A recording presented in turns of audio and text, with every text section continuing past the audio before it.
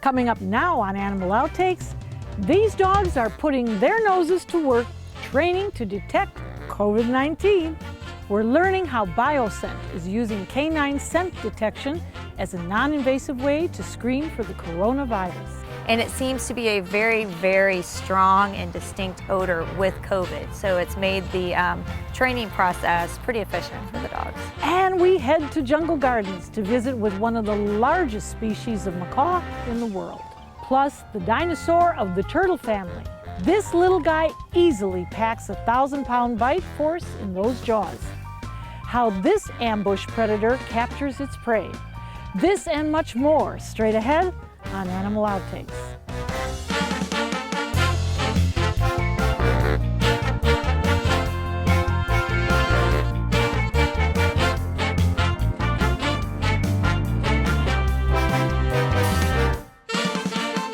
Canine scent detection. It's been around a long time. Dogs have 300 million smell receptors, compared to humans, 5 million. Dogs can smell changes in our biomarkers, including hormones and organic compounds. So when the worldwide pandemic hit, trainers wasted no time. Scent detection studies are currently underway at Bioscent in Myakka, Florida, and the results are promising. Heather, you certainly have a magnificent partner here, don't you? And of course, I love, love, love. And this is Apollo. Yes, this is Apollo. And Apollo is going to have a very interesting career. Tell us about it. So Apollo is being trained to detect COVID-19. How's he doing? So he's doing great so far. He's a bundle of energy right now because he's just a puppy. But he's doing really good. Right now we're just working on learning the word find it, and we're working on finding a treat, and he's doing amazing with that. So the next step will be pairing the odor of COVID with that. Now he's how old? So he is 4 months right now. Is this about the age you want to start training them, or could you teach an old dog new tricks? You can teach an old dog new tricks. So up to the age of 3 is about as old as I would go for training a dog to for scent work, just because you want to. There's just a lot of training and public access that goes into the work as well. So it's a lot easier when you start with the younger dogs. But old dogs can learn new tricks, though. Yeah.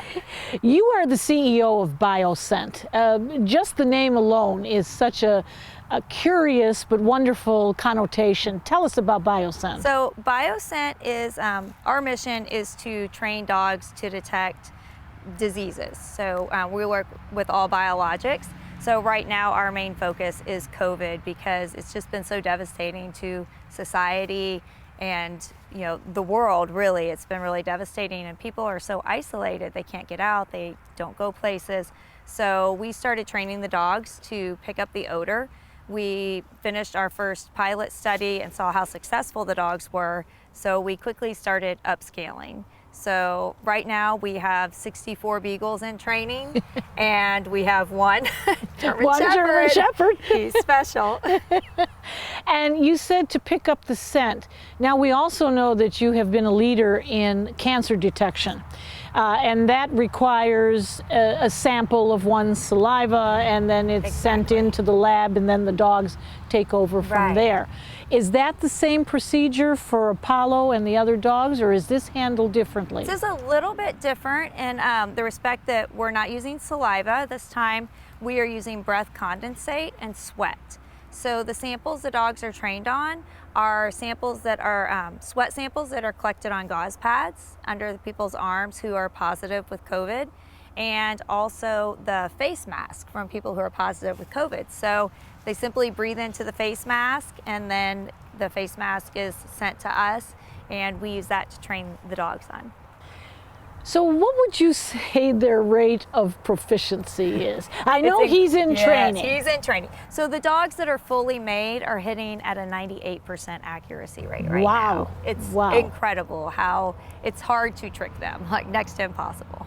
And so it's the sense of scent that is creating all of this. Yes, it is. So what's happening is when you're sick, your body puts off an odor.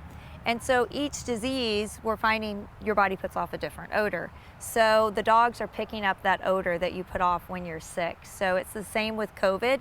And it seems to be a very, very strong and distinct odor with COVID. So it's made the training process pretty efficient for the dogs. Now we know, of course, that there was the one major strain of COVID, and we were all protecting ourselves from that. And now there's, I think at last count, 8 that are floating around. There are so many. So that's it's a big question everybody has, like, are the dogs going to be able to pick up the different strands? And so far, yes, they've been able to pick up the different strands.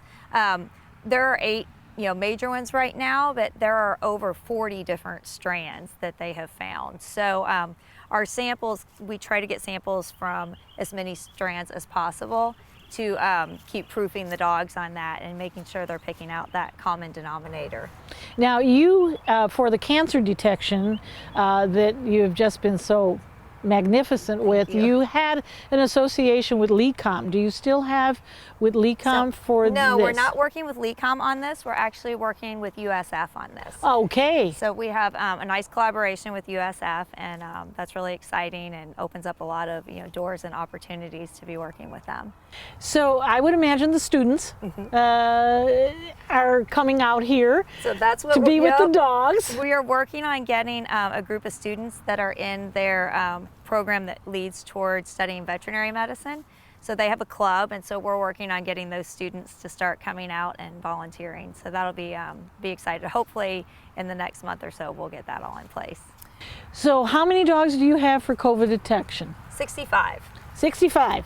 So you can do a lot of detection. Do a lot of detection. Yes, and he will can. be 66. Yeah, he's 65. Oh, he's 65. he's there 65. He is.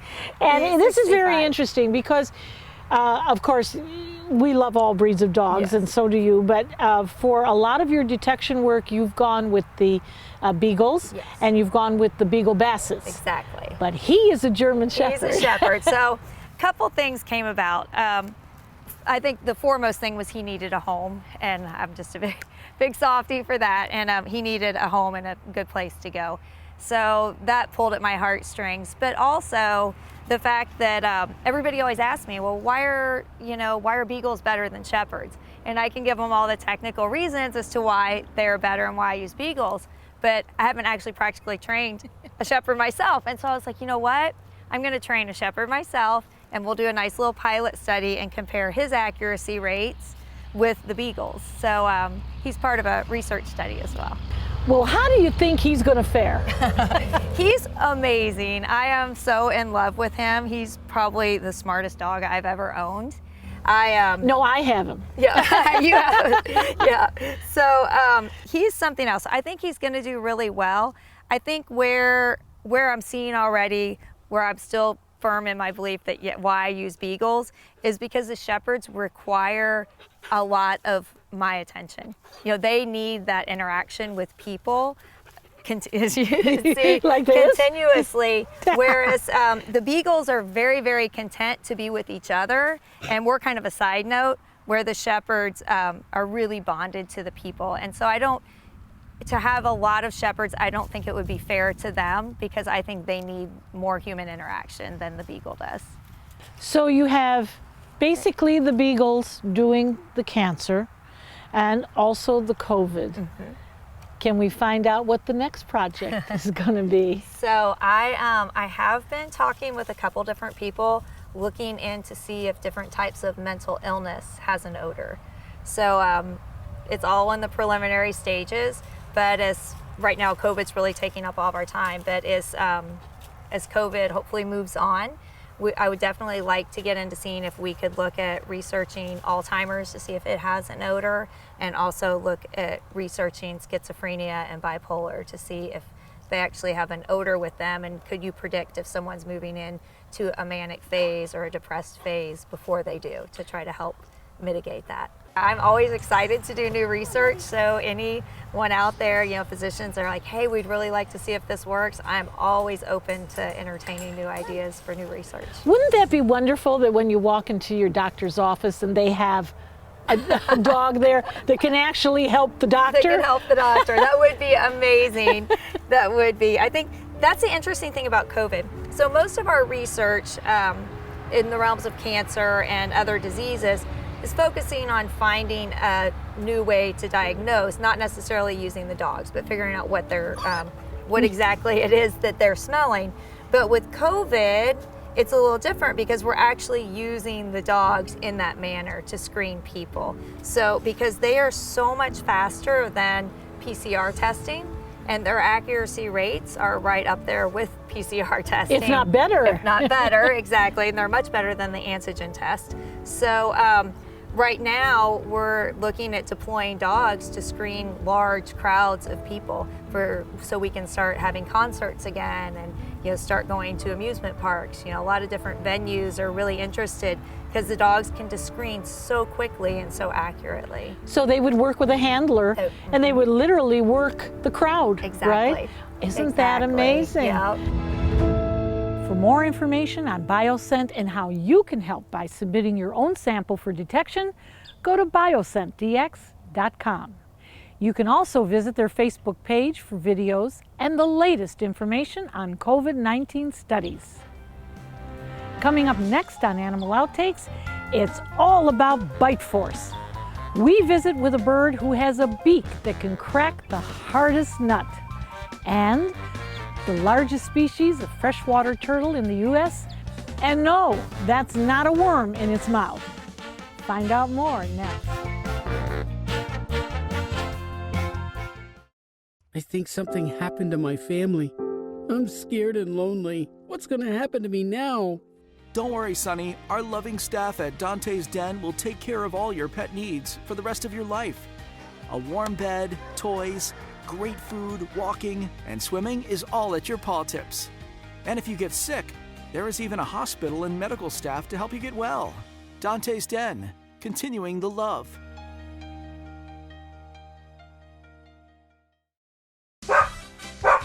You love your dog, but is he hard to handle? Barking, biting, jumping, chewing, hard to walk? Is your dog aggressive? Have you tried everything and nothing worked? I'm Will Thomas. Dogs are my passion. I can help you with your dog. My methods are so unique, I only need one session in your home. To learn more, look at my website, willthomasdogwhisperer.com, or call me at 941-377-0243. I can help you fast. These last few months have been challenging for everyone, especially me.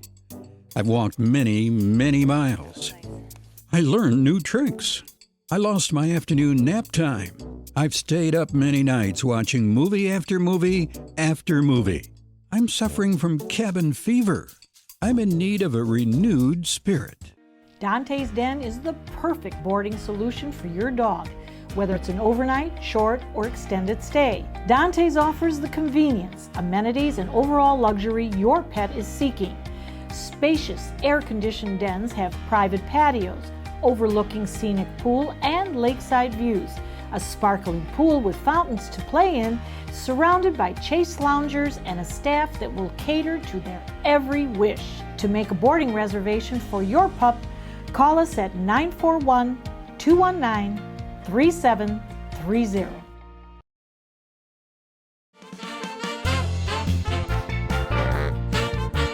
Exotic birds are alluring. Many have beautiful colors and a wide range of interactive abilities, which may be why so many people choose them as pets. But their long lifespan, messy habits, and destructive behavior can cause issues for pet owners. Keepers at Jungle Gardens introduce us to a Green Wing Maccaw and hope to spread an important message about doing your research before bringing one of these birds home. Kaylee, you always come with the very best, yes, right? I try my best. And this is Andy Jr. Yes. And he is? He is a Green Wing Maccaw. So this is the second largest species of macaw in the world. So the first is the hyacinth macaw. So this is pretty much as big as you get. Yes, you're very loud. You're going to show that off for everybody. But these guys, this is full grown. Believe it or not, he only weighs about 2-3 pounds. So birds have to be really, really light in order to fly and do all of that. So sometimes it feels like holding a gallon of milk out, so it can be a little tiresome. But yeah, so they have that nice big beak. They're going to use that for cracking open nuts, seeds, and things like that. These guys can be found in Central and South America, so there's lots of fruits and hard nuts down there. Yeah, thank you. I don't want to kiss right now. But yeah, you can see him crack open that hazelnut. Behind that beak, there's about 600 to 700 pounds of pressure. And he's going to show that off for everybody. Well, we lost a little bit here. Yeah. They just want the good stuff. Sure, they know how to get to it. Yeah. So kind of to put that in comparison, an adult lion, his bite pressure is going to be around 600 to 700. So this is about the equivalent to a lion. Now, he's absolutely gorgeous. He is. Isn't he? How did he come to Jungle Gardens? So he was a donation. So a lot of people get these guys as pets because they're really colorful, they're great. Unfortunately, they don't make great pets. These guys can live up into their 70s, even longer. And a lot of people, you don't really decide when you're 2 or 3 that you want a bird like this. You decide when you're in your 30s, 40s, and then you get a baby bird, and you end up the bird ends up outliving you. So a lot of times, people don't really understand what work it is. These guys are really, really loud. Some of these guys can get as loud as a jet engine. As he was kind of showing that off earlier, he can go way higher than that. And they're a lot of work. Yes, you are. Parrots are seed dispersals in the wild, so whatever comes in has to come out. Parrots are known for pooping about every 10 or so minutes, so they can be very messy. He hasn't gone yet. He hasn't gone yet. So you're getting ready, Yeah, we're getting there. So when you do get this as a pet, what is the daily routine or weekly routine? I mean, this is constant attention. It is right? constant attention. These guys are very social, so they're going to need a lot of social interaction. If not, they will actually start to like self-mutilate their feathers and things like that. Thank you for the kisses. I don't want one. But so these guys are a lot of work. Every day they need to have fresh food, fresh water. They love like fresh vegetables and fresh fruits and things like that. We also provide these guys a pellet-based diet made by a company just for that studies exotic food and stuff like that. So they need lots of attention, constant attention. They're very messy and they like to destroy things with that nice sharp beak of theirs. Now, he's a squawker. He is. But is he a talker? Sometimes he can. He's very excited right now, as you can kind of see. Me and him have a very special relationship. He's very amorous. He is, He is. So these guys can mimic us, only really when they want to, though. They're not going to be able to, and they don't really understand what they're saying. They don't have the voice box like we do to kind of understand what's going on. Sometimes they can pick up on things like that. So he knows how to say hello. But he's going to be pretty quiet right now because we're kind of in a new setting, a setting that he's not really used to every day. So usually only when he's super excited is he's going to do that. Now in the wild, is he going to live those 70 years? So in the wild, they're probably going to live a little bit shorter of a lifespan just because predation, things like that going on. The pet trade also is a huge problem for macaws out in the wild. The black market, people will go out, steal babies from the nest and sell them in the illegal pet trade. So that's definitely harming the numbers of macaws out in the wild. Green Wing Maccaws, their numbers are actually... Wow. That is like a huge fan going on. Yes, it is. We don't really need it today. No. But their Green Wing Maccaw numbers are actually unknown because they like to live so high up into the trees that you can't really get a good count on these. These guys will be found hundreds of feet up in the canopy of the rainforest. Yes. Now, when these beautiful creatures come to Jungle Gardens, they're here to stay. They are. And there is no breeding program. Nope, there is not a breeding program right now since there are so many of these guys that need homes. We have no really need. We have plenty of parrots here, so we don't really have a need to breed these guys. Now, could these ever be endangered, or have you saved them in enough time? So these guys are, some macaw species are endangered, like a blue-throat macaw. There's actually only about 200 of them left in the wild. Now, they have breeding programs here in zoos across the country that are working on getting those numbers to be re-released back in the wild. But there is still time to save these guys, luckily enough. As long as we start saving the rainforest and kind of stopping that illegal pet trade, these guys should be pretty good. Well, Kaylee, why would people want to come to Jungle Gardens to see this beautiful creature? Well, they're a great story. You can learn so much about them. We have so many intelligent staff here that can teach you all about these guys. And I feel like really getting to know these guys and know personalities like this will make you love the animal. And if you're gonna save the animal, you have to love the animal. So that's why I think it's super important to come visit all of these guys. We have 34 parrots here at Jungle Gardens, so we would love for everyone to come out and take a look at these guys and meet all of them. Well, we love you, Andy Jr. Yes, we do. Yes, we do. Yes, we do. Coming up next on Animal Outtakes, he may be slow, but this ambush predator is anything but when it comes to snapping down on prey. We'll be right back.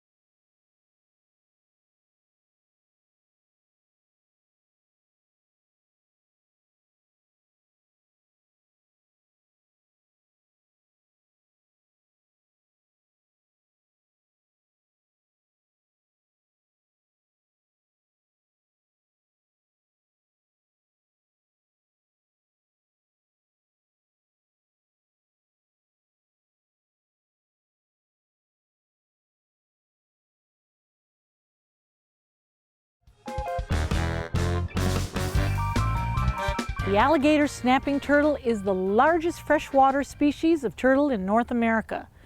They move so little that algae often grows on their shell quite easily. But don't let that lack of movement catch you off guard. They've got enough force in their bite to break bones. Now we head to Mote Marine Aquarium in Sarasota to find out more about this prehistoric looking creature. This is Dalton, our alligator snapping turtle. He is a juvenile, and he's been here for a few years with us now. He's actually called an alligator snapping turtle because if you look closely, there's actually 3 lines of bumps or ridges.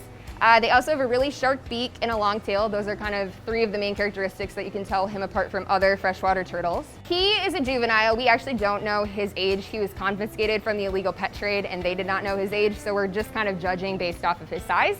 But these guys can actually get up to 250 pounds and 2 feet long. So they can actually get extremely big. They typically live between 11 and 40 years in the wild, but actually under human care, they've lived up to 70 years. They live in ponds, streams, lakes, rivers. So you can find them in Florida. You can also find them as far west as Texas and then as far north as Iowa. He is mostly a carnivore, but they are actually omnivores. So here we feed him a variety of fish, and then we also feed him a type of freshwater fish gel that has his supplements. He gets fed 3 times a week. In the wild, they would eat things like fish, amphibians, even reptiles, small birds, mammals. They're kind of opportunistic feeders, so they'll eat whatever they catch or what they can find. So they actually have a 1,000-pound bite force, which is strong enough to bite through bone. So I definitely do not encourage anyone to go up to them in the wild. They are pretty tough guys. They actually have been called the dinosaur of the turtle family, just because of those bony ridges that I had mentioned, their big head. People just kind of think that they look like a dinosaur. Humans are the only predator for them for adults, mostly because of actually harvesting for their meat and then also degrading their habitat. So encouraging not to get these guys as pets from the illegal pet trade or anything like that, and just be careful with how you treat your environment. Alligator snapping turtles are what we like to call ambush predators. So an ambush predator means that they actually sit and wait and stealthily or sneakily go after their prey versus using their strength or speed. So inside this guy's mouth, attached to his tongue, is actually a little lure. It kind of looks like a worm, and what he does is he sits at the bottom, kind of will almost bury themselves in the sand or in the mud at the bottom of their exhibit or wherever they live, and they will actually open their mouth and wiggle that worm around. And then when fish are kind of attracted to it and they think it's pretty cool, so when they come up near it, they will actually clamp their jaw down and eat the fish. I really hope that people learn what they can actually do to help him become less vulnerable by being more conscious about what and how they treat their environment, and as well as just learning more about the illegal pet trade. I hope it inspires them to also learn more about every animal species that we have here at Mote, or just in general in the wild, and inspire them to care.